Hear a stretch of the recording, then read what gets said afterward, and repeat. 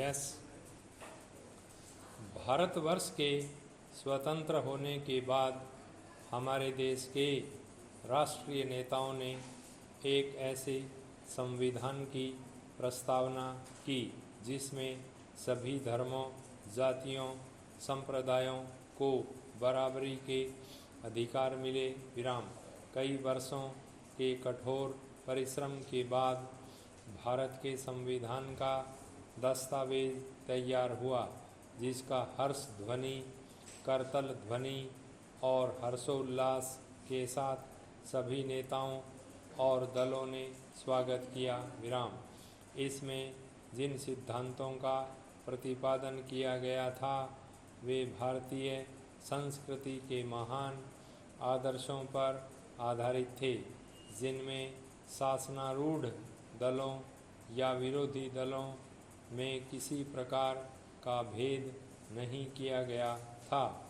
प्रतिपादित संविधान का मसविदा बड़ा ही प्रतिपादक रहा, क्योंकि इसमें विश्व देशों के संविधानों की अच्छी व्यवस्थाओं और अच्छाइयों को हृदयंगम करते हुए खुल्लम खुल्ला इस बात की घोषणा की गई थी कि भारतीय लोकतंत्र सच्चे अर्थ में समाजवाद और धर्मनिरपेक्षता के सिद्धांतों को मानते हुए देश के हर युवक युवतियों या नवयुवक नवयुवतियों का एक प्रतिनिधि मंच होगा, जहां रंगमंच के कलाकारों की तरह देश के सभी नागरिक अपनी भूमिका अदा कर सकेंगे।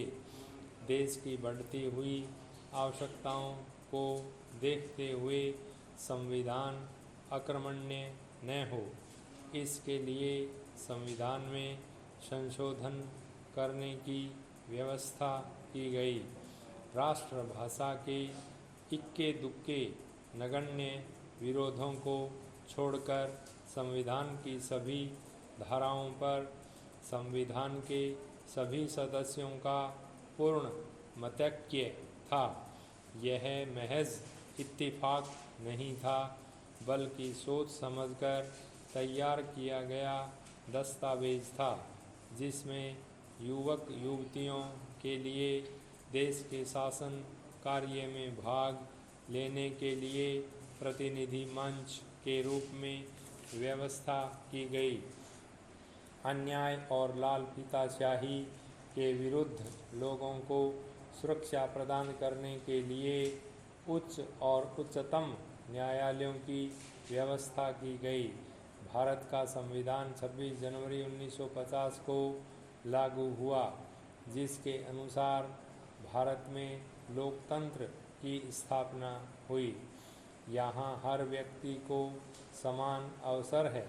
इनके अतिरिक्त हर इंसान को अपने विचारों के अनुसार पूजा करने या किसी भी धर्म को अपनाने की स्वतंत्रता है। भारतवर्ष एक विशाल देश है, जिसकी जनसंख्या 1981 की जनगणना के अनुसार 68 करोड़ से अधिक है। इस विशाल देश के लोग भी विशाल हैं। इतने बड़े देश में भाषा, रीति रिवाज, जात पात, संप्रदाय के आधार पर समाज के विभिन्न वर्गों में थोड़ा बहुत मनमुटाव अथवा भेदभाव होना स्वाभाविक ही है। शायद ही विश्व में कोई इतना बड़ा देश होगा जहाँ के लोगों के रहन सहन, आचार विचार, वेशभूषा, खान पान, धन दौलत, भाई बंदी की भिन्नता होते हुए भी इतनी एकात्मकता दिखाई दे। विराम। सचमुच अगर यह कहा जाए कि यहाँ विभिन्नता में एकता है तो कोई अतिशयोक्ति नहीं होगी। इसका मुख्य कारण यह है कि भारत एक धर्मनिरपेक्ष राज्य है। विराम। यहाँ पर सभी नागरिकों को समान अधिकार प्राप्त हैं। भाषागत, जातिगत, वर्णगत भेदभाव किसी के साथ नहीं किया जा सकता है। इसके अतिरिक्त नागरिकों के मौलिक अधिकार हैं, जिनका हनन किए जाने पर नागरिक न्यायालय में रिट याचिका दायर कर सकते हैं। हिंदू, मुसलमान, सरकारी, गैर सरकारी या सिख, ईसाई सबको एक ही मत देने का अधिकार है। सबको यह अधिकार है कि वह उच्च से उच्च पद के लिए किसी भी स्थान से चुनाव लड़ सकता है।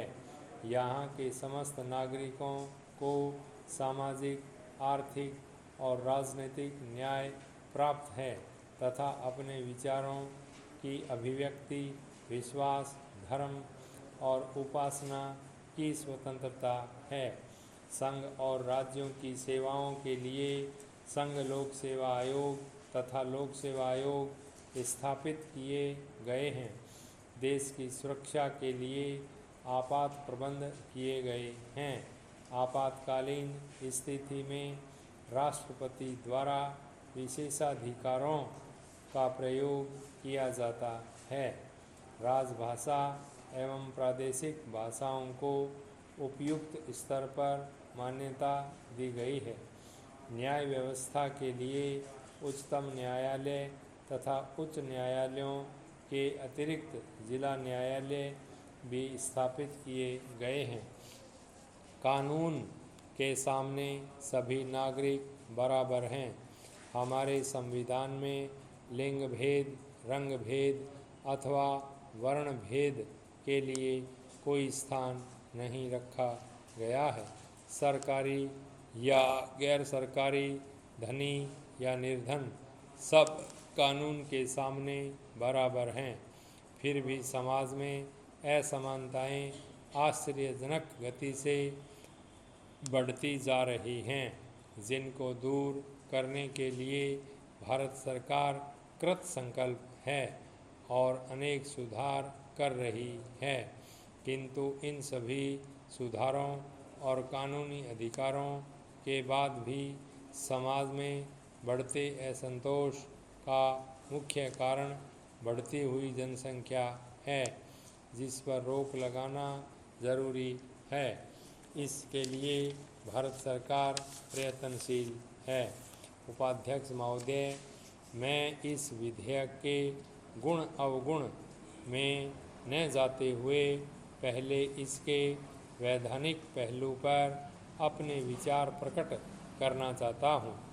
इसके साथ ही साथ मैं यह भी कहना चाहता हूँ कि इस विषय में देश की प्रमुख संस्थाओं, विधि विशेषज्ञों तथा अधिवक्ताओं की राय जानने के लिए इस विधेयक को संयुक्त प्रवर समिति को सौंप दिया जाए।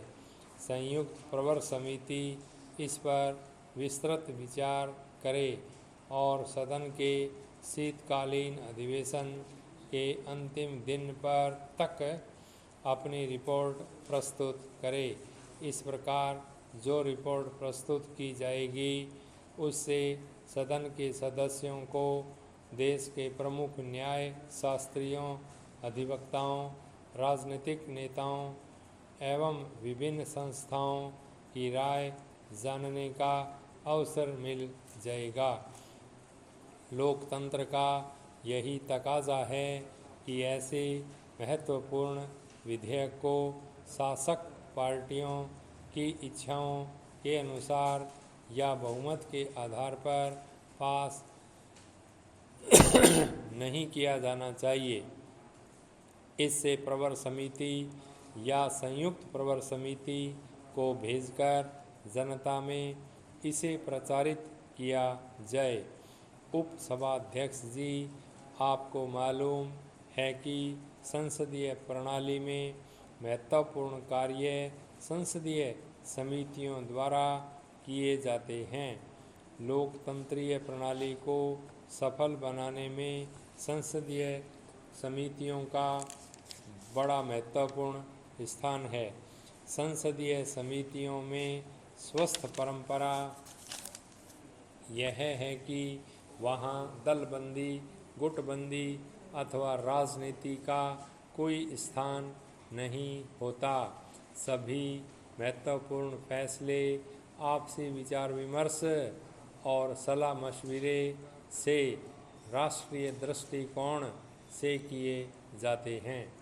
ये संसदीय समितियां जनतंत्रीय पद्धति को सफल बनाने में महत्वपूर्ण भूमिका अदा करती है।